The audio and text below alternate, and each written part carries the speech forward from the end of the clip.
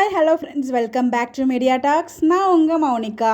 So நான் previous வீடியோவில் நான் சொல்லியிருந்தேன் இல்லையா, ஸோ ஒரு நல்ல விஷயம் நடக்கிறதுக்கு சான்சஸ் இருக்குது அப்படின்னு சொல்லிட்டு. என்ன அப்படின்னு பார்த்தீங்கன்னா, இப்போ வரைக்கும் காவேரி வந்து பார்த்தீங்கன்னா விஜய் மேலே லவ் வச்சுருக்காங்க. பட் இருந்தாலும் அவங்க ஃபேமிலி அக்செப்டன்ஸோடு தான் போகணும் அப்படிங்கிற ஒரு முடிவில் தான் இருக்காங்க. ஸோ வெண்ணிலா வந்து அவங்களே இந்த லைஃப் விட்டு போகணும். ஸோ காவேரி, விஜய் அண்ட் காவேரி ரெண்டு பேரும் ஹாப்பியாக லைஃப்பை வாழணும் அப்படிங்கிற மாதிரி வந்து பார்த்தீங்கன்னா ஒரு ட்ராக்ல மூவ் பண்ணிட்டு இருக்காங்க இல்லையா.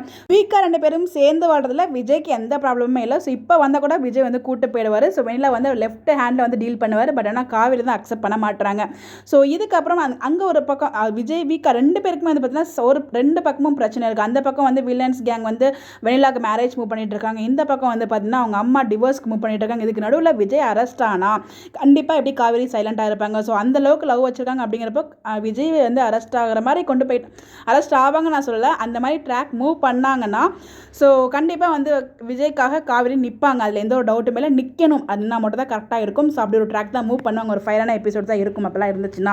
ஏன் அந்த ஹாப்பின்னு சொன்னால், இது வரைக்கும் வந்து அம்மா அப்போலாம் பிஸ்னஸ் இதெல்லாம் அக்செப்ட் ஆகணும், வெளியிலா போகணும் இப்படின்னு பேசியிருந்த காவேரி விஜய்க்கு அந்த மாதிரி ஒரு சுச்சுவேஷனில் இருக்கும்போது, ஒரு இக்கட்டான சூழ்நிலை இருக்கும்போது கண்டிப்பாக காவேரி போய் நின்று உதவுவாங்க அப்படிங்கிற மாதிரி எனக்கு நம்பிக்கை இருக்குது. யாருமே எனக்கு அப்டேட்லாம் ஷேர் பண்ணல.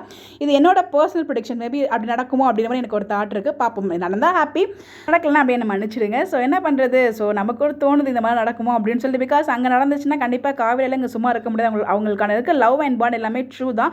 ஸோ எல்லாம் பார்க்கும்போது நிறைய பேருக்கு வந்து அது தாட் இருக்குது. எனக்குமே அது பர்சனலாக ஃபீல் ஆகுது. பட் விஜய் கொடுக்குற லவ் ஏன் காவேரி கொடுக்க மாட்டாங்க அப்படின்னு சொல்லிட்டு. பட் அவங்களோட கேரக்டர் இந்த மாதிரி, அவரோட கேரக்டர் அந்த மாதிரி ரெண்டு பேருக்குமே லவ் இருக்குது.